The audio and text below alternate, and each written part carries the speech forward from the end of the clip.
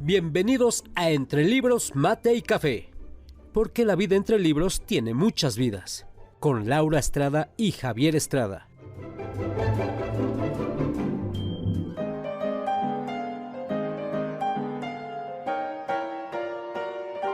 Entre Libros, Mate y Café advierte que las opiniones vertidas en este podcast son de ávidos lectores a quienes les encanta compartir lo que leen.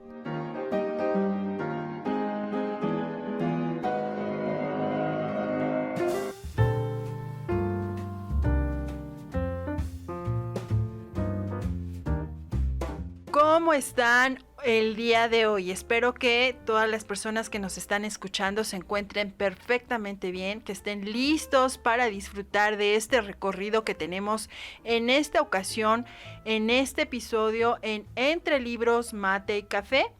Hoy está de nuevo con nosotros nuestra querida Libna y tenemos un tema muy interesante en el que ella es bastante conocedora. Todavía no puedo decir que una experta, pero sí muy conocedora. Y hoy vamos a hablar un poquito de la literatura y el vino. Así que no se pueden perder porque tenemos cosas muy interesantes. Pero antes les recuerdo que nos busquen en redes sociales como Entre Libros, Mate y Café en Facebook y en Instagram. Déjenos sus comentarios, déjenos sus sugerencias y las estaremos atendiendo. También nos acompaña, como siempre, el día de hoy Javier Estrada, pero bueno, vamos a preguntarle a Libna cómo se encuentra el día de hoy. Hola Lau, muy bien, gracias. Estoy contenta de estar aquí después de tantos programas que no he podido participar, pero pues muy bien. Y pues bueno, creo que me echas más flores de las que se debería, porque cero soy experta en el tema, pero soy muy aficionada. Más que nada eso es importante, me gusta el tema del vino, me gusta beber el vino y pues bueno, ahí va uno más o menos aprendiendo, ¿no? Con la experiencia sensorial. Así es, bueno, de hecho, la primera vez que yo visité un viñedo y que empecé a adentrarme en este mundo del vino fue justamente con Libna y poco a poco también he ido aprendiendo. Estoy lejísimos de ser siquiera conocedora, pero bueno, ya también me iré incorporando a esto. Javier, ¿cómo estás? Bien, gracias, un gusto nuevamente estar por acá y un tema excelente, un tema histórico, porque el vino ha estado siempre en la historia de la humanidad y bueno, qué mejor que una experta en vino, pues como es Libna. Yo de los vinos lo único que sí me acuerdo bien es al otro día en la cruda realidad, pero bueno, no soy muy ávido bebedor, pero sí me gustan algunos buenos vinitos y a lo mejor por ahí Libna nos tendrá algunas recomendaciones. Pues bien dijiste lo de la historia, dicen por ahí que el vino tiene más historia que geografía. Y mira que dependemos de la geografía para tener un buen vino, pero efectivamente encierra más historia que cualquier otra característica, ¿no? Muy bueno. Claro, la geografía que es muy importante, de ahí depende mucho de hasta donde me has comentado, el tipo de uva, los climas, en fin, todo esto. Pero bueno, yo hoy también quiero hablarles de un libro muy interesante, un libro que me encontré hace algún tiempo. Es un libro que no está sencillo, que me refiero a que son pues nada más y nada menos que 640 páginas. Lo edita Editorial Planeta y de un autor español joven, de hecho es bastante joven, nace en 1973. Él es licenciado en Ciencias Políticas y Sociología. Les estoy hablando de Carlos Clavijo, que además también ha incursionado en este mundo de la farándula un poco. Él hace stand-up, es escritor y guionista cómico también. Así es que, bueno, él es muy versátil y me llamó mucho la atención esta obra que se llama El hijo de la vid, que es un libro, es una novela histórica. Y bueno, él tiene otros libros, el primero que escribió que se llama Bienvenido a Spanien, en 2015 salió ese libro, El hijo de la vid, que es del que vamos a hablar el día de hoy. Puentes volados en 2007. La adivina en 2006 y Alas de pollo en 2002, que fue su primera obra. Y bueno, desde luego que llama mucho la atención que es una novela histórica y hace un recorrido que va desde finales del siglo XIX hasta abarca parte del siglo XX, donde él nos habla de todo lo que pasa en una región que creo que por muchos es muy conocida precisamente por los vinos, que es la región de La Rioja en España. Y bueno, ahí no sé, Limna, tú que nos puedas contar un poquito de esta región, de los vinos de esta región. Pues bueno, España es, bueno, para generalizar un poquito, es el país que tiene más extensión en cuanto a viñedos se refiere. O sea, es la más extensa, no por ello el primer productor. El primer productor, a pesar del tamaño pequeño, es Italia, ¿no? En el mundo. Pero España tiene una gran presencia y tiene o sea, prácticamente la mayor, extensión de tierra, ¿no? Para sembrar vides. Y bueno, obviamente su uva más emblemática está en la región de Rioja. Y esa es el tempranillo, ¿no? Que dicho sea de paso, aunque suene chistoso, justamente el nombre lo lleva porque tiene una maduración precoz, o sea, muy temprano madura, entonces es tempranillo, por eso se le bautizó de esa manera, ¿no?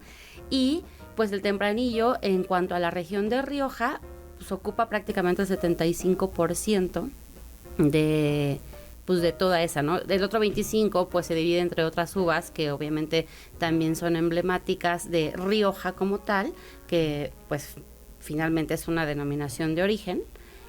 Pues, básicamente cuando tú escuchas Rioja, aunque hay otras uvas que también tienen esa denominación de origen, básicamente ya sabes que te estás refiriendo al tempranillo, ¿no? Claro. ¿Por qué se le conoce así? Por ejemplo, en lo que se le llama el antiguo, bueno, el viejo mundo,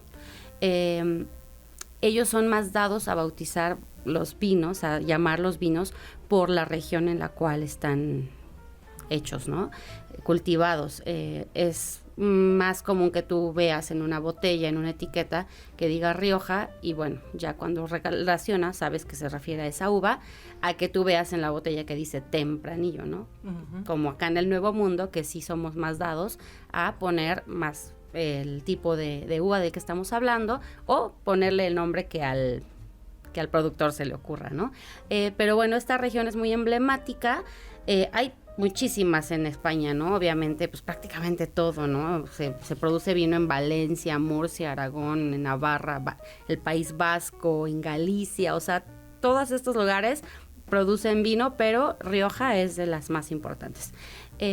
Fíjate que justamente en este libro, algo que nos comenta Clavijo es que en Francia hubo un problema con una plaga muy importante. Bueno, fueron dos, sí, la filoxera y otro, un hongo, que no recuerdo ahorita cómo se llama, que me parece que oidio se llamaba el hongo. Entonces, afecta a todos sus viñedos, entonces se mueven hacia esta región de La Rioja, lo que así lo llamamos, La Rioja, y entonces es cuando empieza a florecer toda estos cultivos y toda esta región.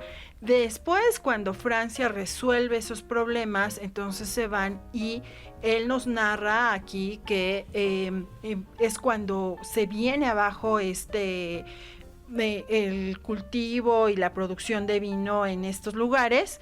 Y entonces él empieza a narrar, en esta novela nos va contando, nos va narrando todas las vicisitudes que tiene, mucha gente ya estaba viviendo de esto, entonces cuando se viene abajo toda esta producción, hay gente que empieza a salir, de hecho el protagonista que se llama Miguel y que tiene una novia que se llama Amanda, en algún momento tiene que salir, tienen que pensar ya en que tiene que dedicarse a otra cosa, que es ser marino, entonces de ahí él inicialmente sale hacia América, desde Bilbao, pero resulta que naufraga el barco, los rescatan y finalmente logra llegar a Veracruz. Y bueno, después seguimos con la novela. Sí, ahorita me platicas porque, bueno, sí me interesa. Eso justo iba a mencionar, ¿qué fue lo que sucedió con esta plaga? Efectivamente había esa enfermedad en las vides anterior a la que tú mencionas, que efectivamente yo no me acordaba del nombre, y lo que ellos hicieron tratando de resolver este tema de la enfermedad que tenían las vides fue traerse una vid de América, ¿no? Que salió de Estados Unidos, pero ellos no contaban con que esta vid iba a llegar enferma. Bueno, iba a llegar con este bichito llamado filoxera, que pues ellos no lo conocían, ¿no? O sea, de hecho no se había presentado en Europa, pero desafortunadamente cuando esto sucedió no solo fue Francia, sino todos los viñedos de Europa prácticamente salieron afectados. Y de cuando comenzó esto al tiempo que se resolvió pasaron prácticamente 30 años. O sea, que estuvieron batallando. ¿Cuál fue la solución? Finalmente, ya cuando vieron que estos viñedos se habían afectado, después tomaron la decisión de empezar a hacer injertos. Efectivamente, aunque el bichito llegó de América, aún así se empezaron a llevar pies, lo que se les llama, de americanos, ¿no? Entonces, desde ese entonces existe lo que se le llama pie franco y pie americano. Hay algunas vides que sobrevivieron, que no fueron afectadas. De hecho, realmente, que yo sepa, la región de Ruera en España es una de las que sigue conservando pie franco, que nunca fue afectada por la filoxera. Y de ahí, pues América, ¿no? Básicamente Chile y Argentina son los que tienen viñedos de pie franco, pero de ahí todas las demás regiones que tú te puedas imaginar, tanto en Nuevo y Viejo Mundo, son pie americano. Wow. Que es una cosa, finalmente es un injerto que se hizo para poder contrarrestar esta situación. Esta situación, claro, bueno, y regresando un poco a la novela, bueno, pues este personaje, como te comentaba, llega al puerto de Veracruz y bueno, se pierde prácticamente casi todo lo que él llevaba, que era su esperanza poder llegar a América, venderlo y hacerse de un capital, y pues no lo logra.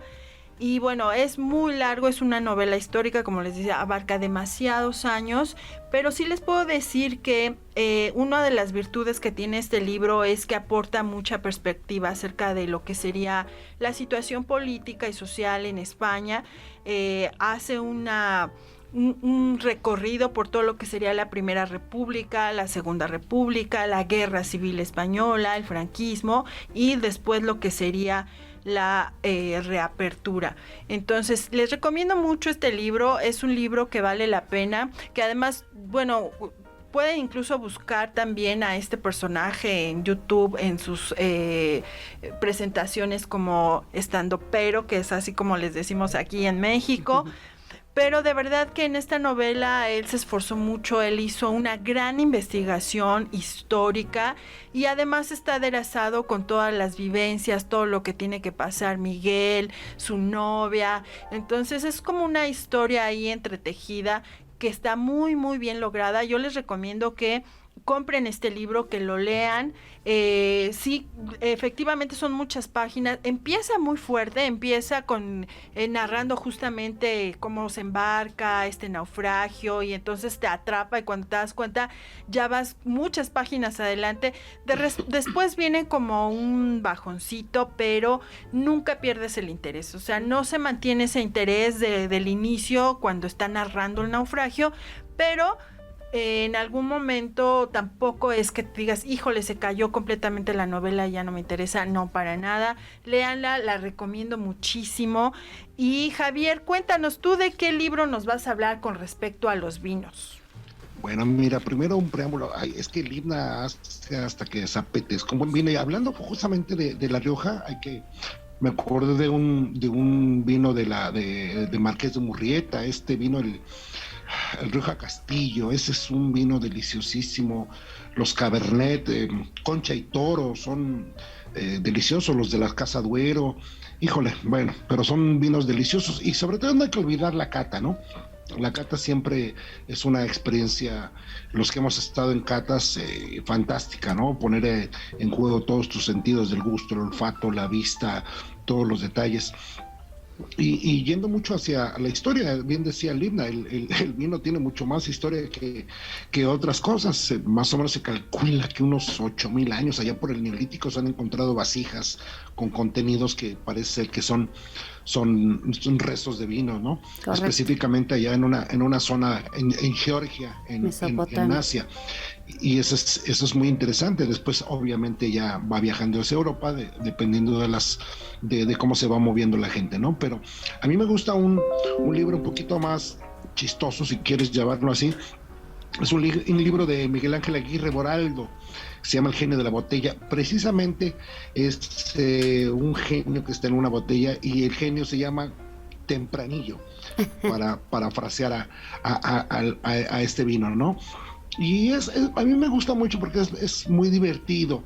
Es un genio que se dedica a la tarea de fomentar, difundir la cultura del vino, desde hace 2000 años, ¿no? Este geniecito se refugia en las botellas y en cada descorche hay una aparición de este genio donde empieza a darte las anécdotas de la cosecha, la añada, la uva. Yo creo que este es un homenaje muy importante, sobre todo para la Ribera del Duero. Creo que está muy enfocado, al ser español este escritor. Me parece que es una muy clara forma de darle honor a esta casa. Y es muy divertido. Yo les recomiendo mucho este libro porque de verdad entre las cosas chuscas y filosóficas además que tiene el vino y muy buena cantidad de información de cultura, yo creo que es un libro que sí está muy interesante. De Steinbeck, Las uvas de la ira, el viñedo en la Toscana, de Fenech Maté. Esos son, me parece, muy, muy buenos libros. Yo creo que la cultura del vino, como lo hemos comentado, nunca ha estado separada de la humanidad. Finalmente, al ser cuando la civilización se empieza a organizar entre los festines gastronómicos, la organización social, el vino se convierte en un elemento muy esencial de celebración. No olvidemos que también la forma en que se hacían los vinos era complicada. En el Imperio Romano era muy común las intoxicaciones porque pues no había refrigeración, no había muchas cosas de higiene para conservar, pero si vemos casi en todas las películas, inclusive en algunos pinturas de ruinas, siempre vemos a la gente con una copa de vino, es decir, el vino siempre acompañado. Y además es un producto, la uva es un fruto que se da con mucha facilidad, sobre todo en esa zona que decía Libna, ¿no? En esa zona mediterránea, Italia, Francia, etcétera, etcétera, ¿no? Hoy me llama mucho la atención que, por ejemplo, más allá de todos estos grandes países productores, pues los Estados Unidos está haciendo buenos vinos, ¿no? Es muy sabroso y por ahí se lo pueden probar el Auvergne Pinot Noir de los Estados Unidos. Es un vino muy, muy, muy delicioso.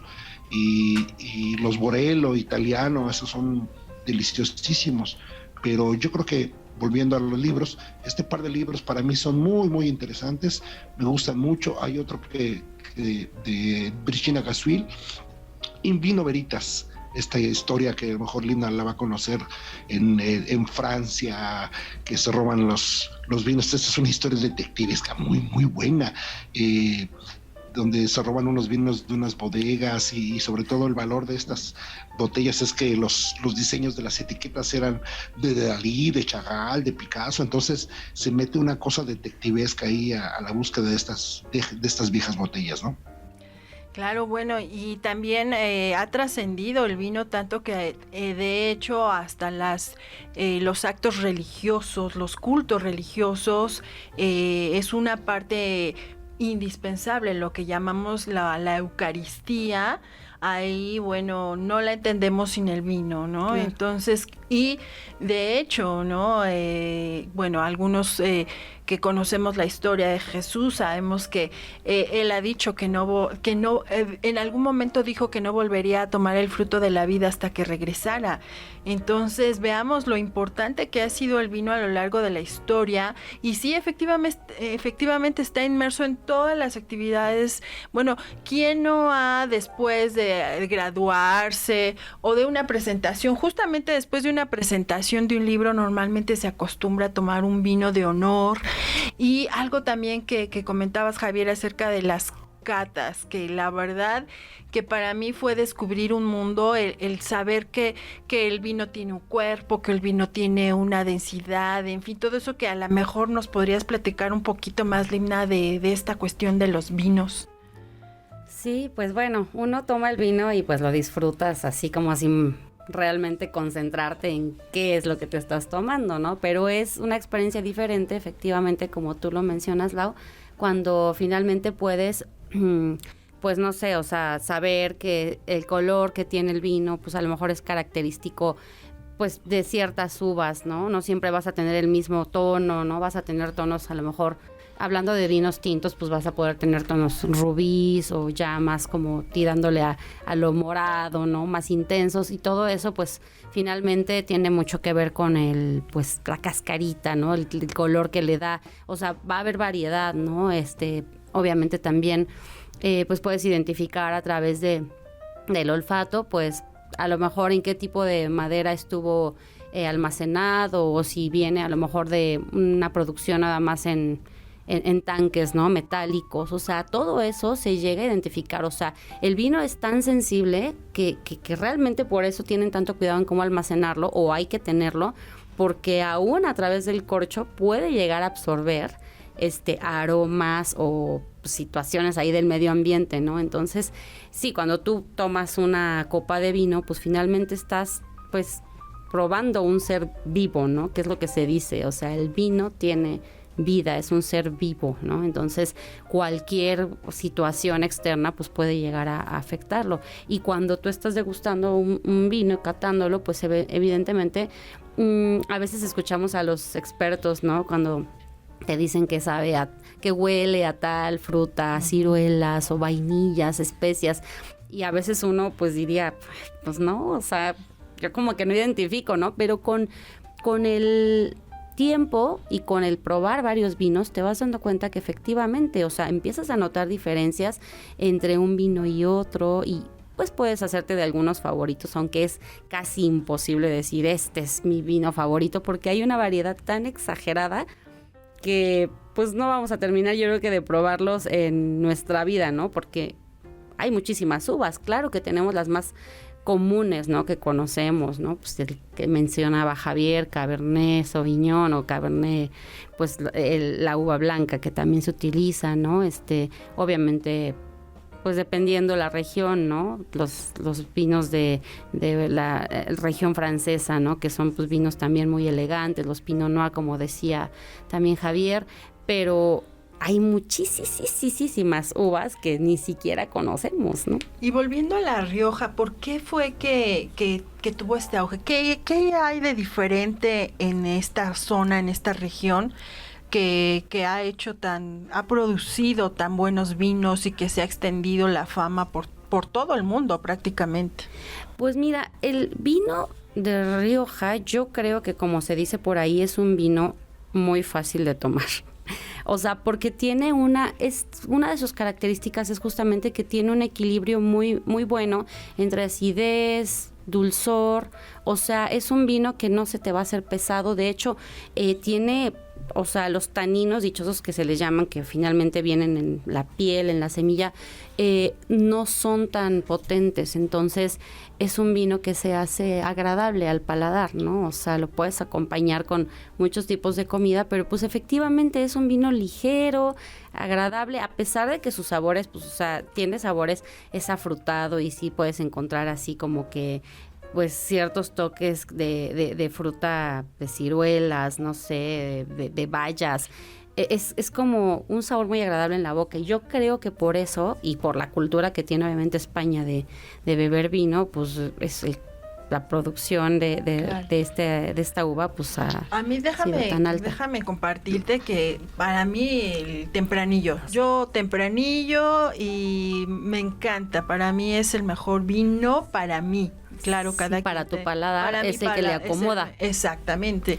Y bueno, Javier, cuéntanos un poquito No, más. bueno, yo creo que bien dice el himno, ¿no? A mí los vinos de Rioja me gustan mucho porque son relativamente perceptibles, ¿no? Pues tomar ese sabor, ese aroma primero, frutal, floral, Ajá. ese sabor que persiste de canela, menta, percibir bien los sabores de la madera, ¿no? Sin que tengan que ser o muy afrutado, muy aterciopelado.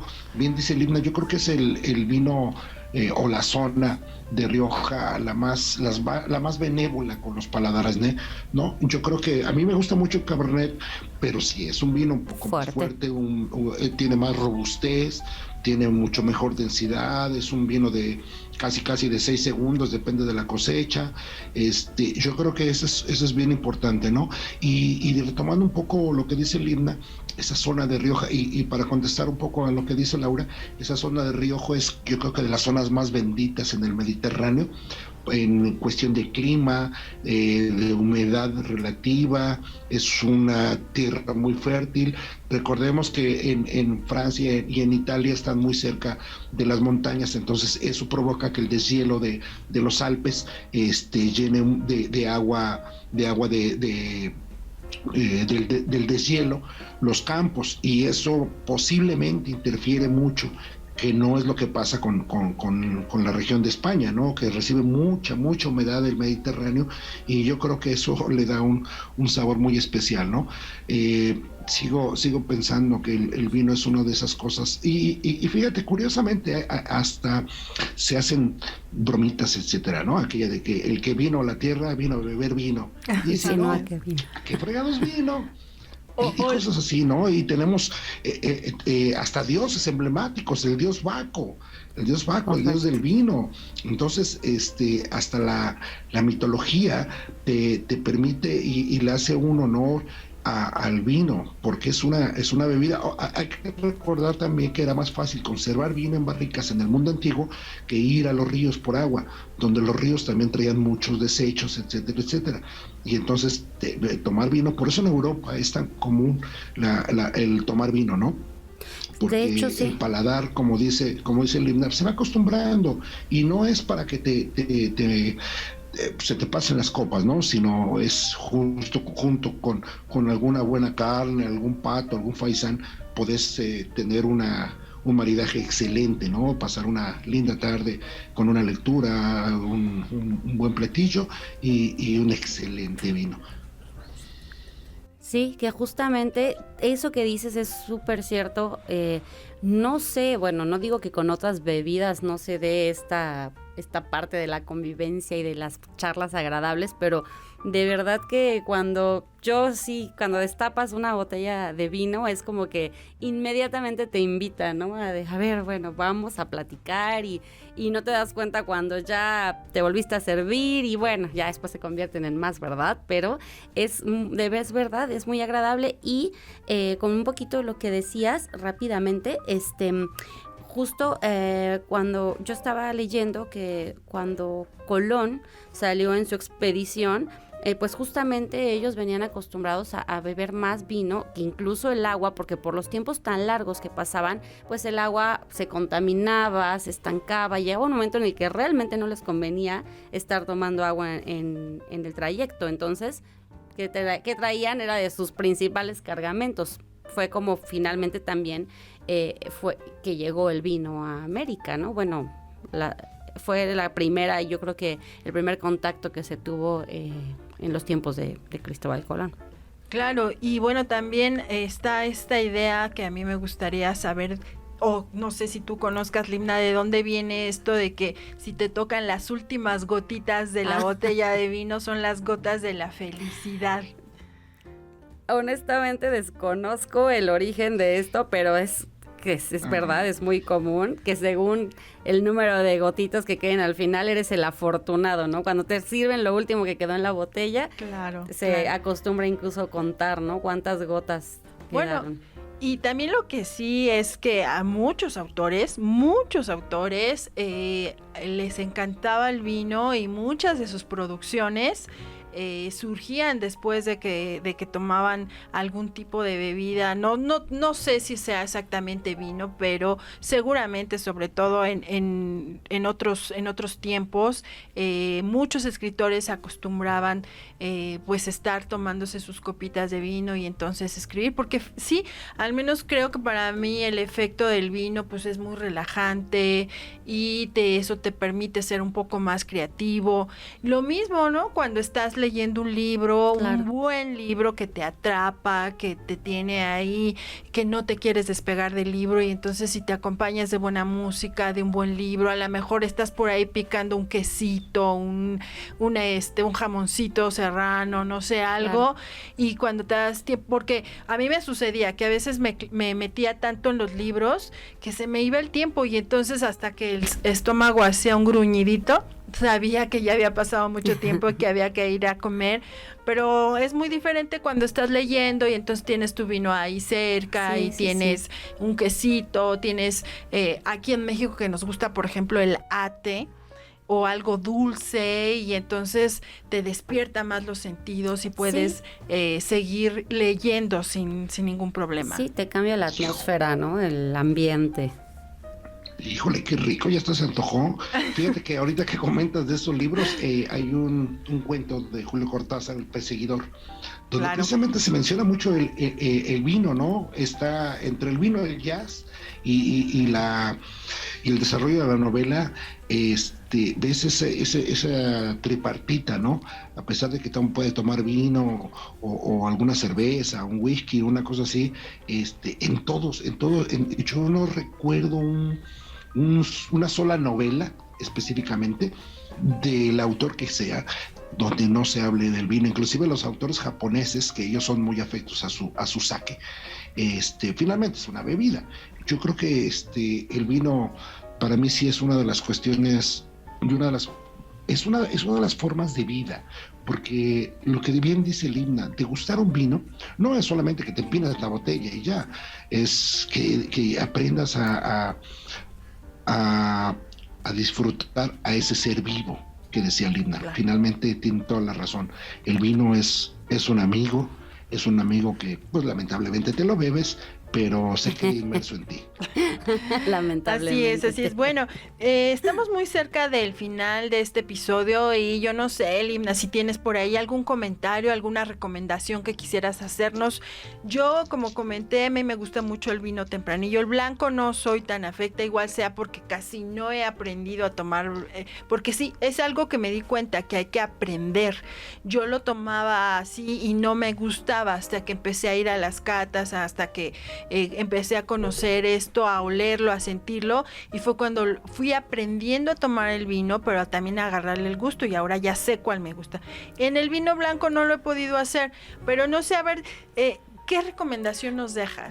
Pues esa, básicamente, yo creo que la recomendación más importante cuando se trata de vino es prueba todo el tiempo, o sea, porque de esa manera no solo acostumbras el paladar, sino empiezas a a saber cuáles son a lo mejor tus uvas favoritas, y sobre todo, pues a finalmente tú poder evaluar, ¿no? O sea, porque puede mucha gente venir y decirte este vino, o sea, toma y a lo mejor hay muchísimos más y te vas a cerrar a veces nada más a un solo vino. Entonces, en cuestiones de vino en este mundo, probar es lo más recomendable. No te limites, vamos. O sea, y sí, blancos, rosados, espumosos, tintos, ¿no? O sea, no hay límites, la verdad. Claro. Bueno, pues te agradezco muchísimo. Los blancos son buenísimos. ¿Sabes cuáles? Los alemanes, los Liefenbauer, esos son deliciosos. Así es. Bueno, pues les agradecemos que nos hayan acompañado el día de hoy. Les dejamos estas recomendaciones por mi parte. Lean este libro, El hijo de la vid, que seguramente les va a encantar, y sobre todo si les encanta el vino y quisieran saber muchos más datos, este trabajo de Carlos Clavijo es muy interesante. Y gracias, Javier, también por todos tus comentarios. Gracias, Limna. Esperemos que vuelvas. También hay otros temas por ahí que podemos platicar. Claro que sí. Y les recordamos que nos sigan en nuestras redes sociales, en Facebook y en Instagram como Entre Libros, Mate y Café. Y bueno, esperamos que lean acompañados de un buen vino. Y les recordamos también y les agradecemos a Switch Podcaster, que nos hace posible que salga con una gran calidad estos episodios que ustedes disfrutan, en los que ustedes nos acompañan. Muchas gracias, Javier. No, de nada. Oye, Limna, le hubiéramos dado unos vinos a Laura para que nos diera unos 10, 15 minutos más. Híjole, siempre con el tiempo, qué caramba. Ni hablar, así es esto. Gracias, Limna. Gracias, Laura. Gracias, Javier. Gracias. Les recordamos que la vida entre libros tiene más vidas.